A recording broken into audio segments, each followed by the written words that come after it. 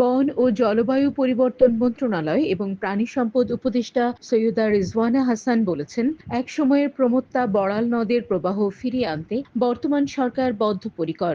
বড়াল নদের প্রবাহ ফিরিয়ে আনতে সমন্বিত পদক্ষেপ নেওয়া হচ্ছে।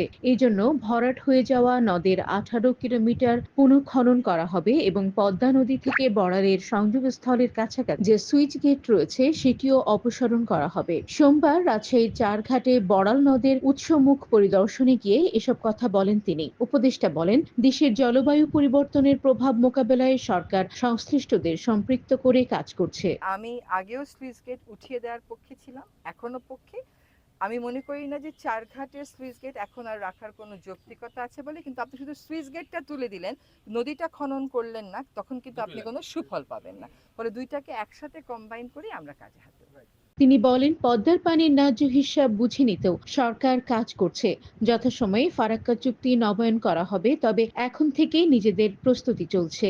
এটা আমাদের ন্যায্য হিস্যা, কাজে এটার ব্যাপারে আমাদের অবশ্যই আমরা আমাদের অধিকারের জায়গা থেকে কথা বলবো।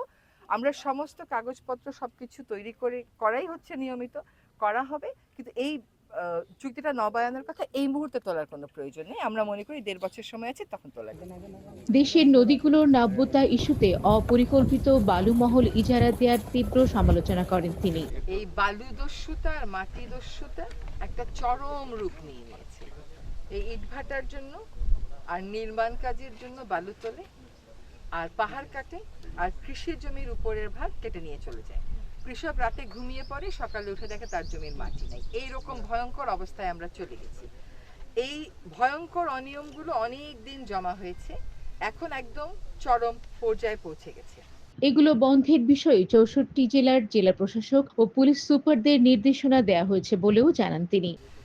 আমরা সেদিন 3 জন উপদেষ্টা, স্বরাষ্ট্র উপদেষ্টা, আমি এবং ভূমি উপদেষ্টা, আমরা একসাথে 64 জেলার ডিসির সাথে বসেছিলাম, এসপির সাথে বসেছিলাম, শুধুমাত্র বালু উত্তোলনটাকে নিয়ন্ত্রণে আনবার জন্য নির্দেশনা দিতে। এবং সেখানে আমরা 10 দফা নির্দেশনা স্পষ্ট করে দিয়েছি যে বালুমহল নিয়ন্ত্রণ আইন এবং বিধিমালা অনুযায়ী যেই সার্ভে করে দেখার কথা বালু আছে কিনা, সেই সার্ভে দেখা যায় 10 বছর আগে। 10 বছর পরে আর ওখানে বালু নাই, তাও ওই একই জায়গায় ইজারা দেওয়া হচ্ছে, আর যে ইজারা পাচ্ছে সে গিয়ে পাশের জায়গা থেকে বালু তুলছে। আমরা বলেছি নতুন করে এই সার্ভেগুলো করতে হবে, তাদেরকে নিয়মিত অভিযান করতে হবে। তাদের একটা যুক্তি হচ্ছে যে আমরা দিনের বেলা অভিযান করি, এখন ওরা রাতের বেলা তোলে।